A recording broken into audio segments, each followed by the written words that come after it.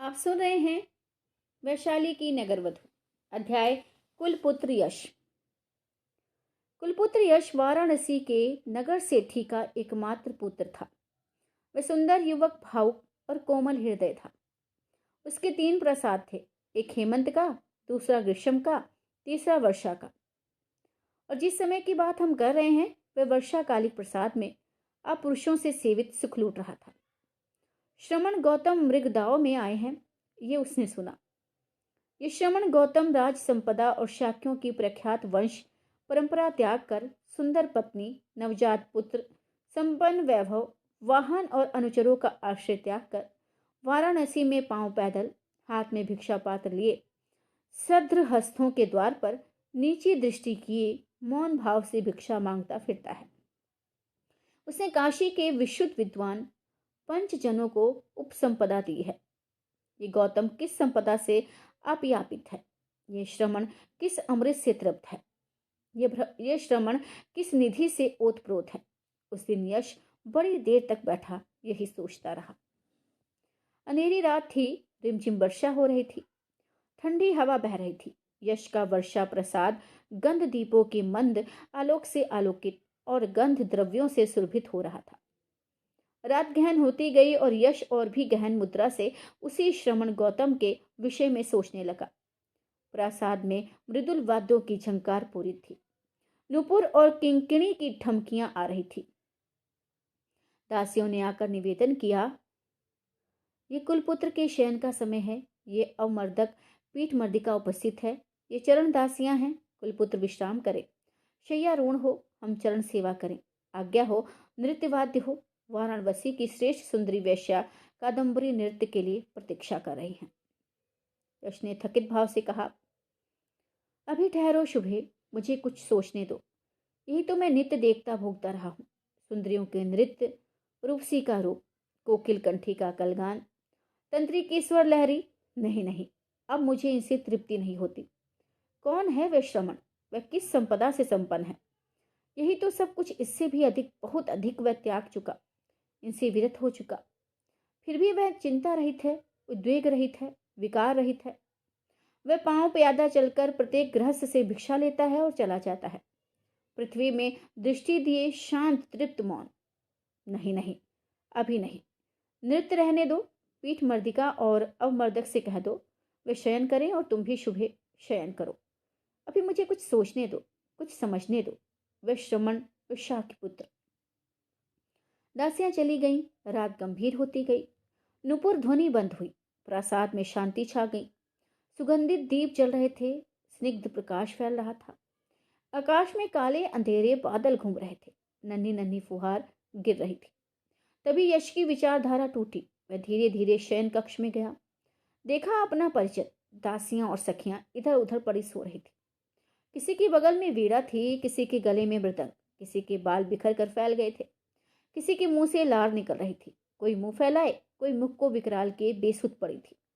यश ने कहा, यही वह मोह है जिसे उस श्रमण ने त्याग दिया। वह हर संपदा क्या है जो उसने पाई है? उसने एक बार फिर परिजन को सोते हुए देखा, फिर कहा, अरे मैं संतप्त हूं, मैं पीड़ित हूं। उसने अपना सुनहरा जूता पहना और प्रथम घर के द्वार की ओर, फिर नगर द्वार की ओर चल दिया। घोर अंधेरी रात थी, शीतल वायु बह रही थी, जनपद सो रहा था, आकाश मेघनाच्छन्न था। यश अपना सुनहरा जूता पहने कीचड़ में अपने अनभ्यस्त पदचिन्ह बनाता आज कदाचित अपने जीवन में पहली बार ही पांव प्यादा उस पथ पर जा रहा था जो मृगदाव ऋषि पतन की ओर जाता है। गौतम उस समय भींसार ही में उठकर खुले स्थान में टहल रहे थे। उन्होंने दूर से कुलपुत्र को अपनी ओर आते देखा तो टहलने के स्थान से हटकर आसन पर बैठे। तब कुलपुत्र ने निकट पहुंचकर कहा, हाय मैं संतप्त हूं, हाय मैं पीड़ित हूं। गौतम ने कहा, यश, ये तथागत असंतप्त है, अपीड़ित है। आ बैठ, मैं तुझे आनंद का अमृत पान कराऊंगा। कुलपुत्र ने प्रसन्न होकर कहा, भंते, क्या आप असंतप्त हैं, अपीड़ित हैं? जूता उतार कर गौतम के निकट गया और अभिवादन कर एक और बैठ गया। गौतम ने तब यश को आनुपूर्वी कथा कही और काम वासनाओं का दुष्परिणाम, उपकार दोष निष्कामता का महात्म्य बताया। उन्होंने कुलपुत्र यश को भव्य चित्त, मृदु चित्त, अनाच्छादित चित्त, आह्लादित चित्त, प्रसन्न और प्रसन्न देखा। तब उसे दुख का कारण, उसका नाश और नाश के उपाय बताए। जैसे कालिमा रहित शुद्ध वस्त्र अच्छा रंग पकड़ता है, उसी प्रकार कुलपुत्र यश को उसी आसन पर उसी एक उपदेश से जो कुछ उत्पन्न होने वाला है वे सब नाशवान है, ये धर्म चक्षु प्राप्त हुआ। यश कुलपुत्र की माता ने भोर होने पर सुना कि यश कुलपुत्र रात को शयनागार में सोए नहीं और प्रासाद में उपस्थित भी नहीं है, तो वह पुत्र प्रेम से विकल हो श्रेष्ठी गृहपति के पास गई। गृहपति सेठी कुलपुत्र के सुनहले जूतों के चिन्ह खोजता हुआ ऋषि पतन मृगदाव तक गया।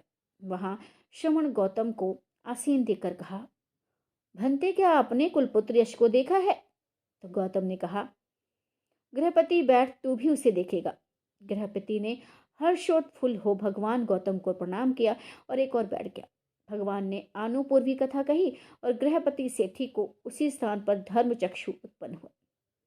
उसने कहा, आश्चर्य भंते आश्चर्य, जैसे कोई औंधे को सीधा कर दे, ढके को उघाड़ दे, भूले को रास्ता बता दे, अंधकार में तेल का दीपक रख दे, जिसे आंख वाले रूप देखे उसी भांति भगवान ने धर्म को प्रकाशित कर दिया है। वह मैं भगवान की शरण जाता हूँ, धर्म की शरण जाता हूँ, संघ की शरण जाता हूँ, आप मुझे अंजलिबद्ध उपासक ग्रहण करें। तथागत ने जलद गंभीर स्वर में कहा, स्वस्ति सेठी गृहपति, संसार में एक तू ही 3 वचनों वाला प्रथम उपासक हुआ। इसी समय कुलपुत्र यश पिता के सम्मुख आकर खड़ा हो गया। उसका मुख सत्य ज्ञान से देदीप्यमान था और उसका चित्त अलिप्त एवं दोषों से मुक्त था। गृहपति ने पुत्र को देखकर दीन भाव से कहा, पुत्र यश, तेरी माँ शोक में पड़ी रोती है और पत्नी तेरे वियोग में मूर्छित है। अरे कुलपुत्र, तेरे बिना हमारा सब कुछ नष्ट है। तथागतम गौतम ने कहा, श्रेष्ठ गृहपति, जैसे तुमने अपूर्व ज्ञान और अपूर्व साक्षात्कार से धर्म को देखा, वैसे ही यश ने भी देखा है। देखे और जाने हुए को मनन करके, प्रत्यवेक्षण करके उसका चित्त अलिप्त होकर मलों से शुद्ध हो गया है। तो गृहपति, अब यश क्या पहले की भांति ग्रस्त सुख भोगने योग्य है? नहीं भंते। गृहपति, इसे तुम क्या समझते हो? लाभ है भंते, यश कुलपुत्र को सुलाभ किया भंते यश कुलपुत्र ने, जो कि यश कुलपुत्र का चित्त अलिप्त हो मलों से मुक्त हो गया। भंते भगवान, यश को अनुगामी भिक्षु बनाकर मेरा आज का भोजन स्वीकार कीजिए। भगवान ने मौन स्वीकृति दी। सेठी गृहपति स्वीकृति समझ आसन से उठ भगवान गौतम को प्रणाम कर प्रदक्षिणा कर चले गए। तब यश कुलपुत्र ने सम्मुख आकर प्रणाम कर गौतम से कहा, भंते भगवान, मुझे प्रवज्या दे, उपसंपदा दे। गौतम तथागत ने कहा, भिक्षु आओ, धर्म सुव्याख्यात है, अच्छी तरह दुख के क्षय लिए ब्रह्मचार्य का पालन करो, तुम्हें उपसंपदा प्राप्त हुई। अब इस समय तथागत सहित लोक में 7 अरहित हैं।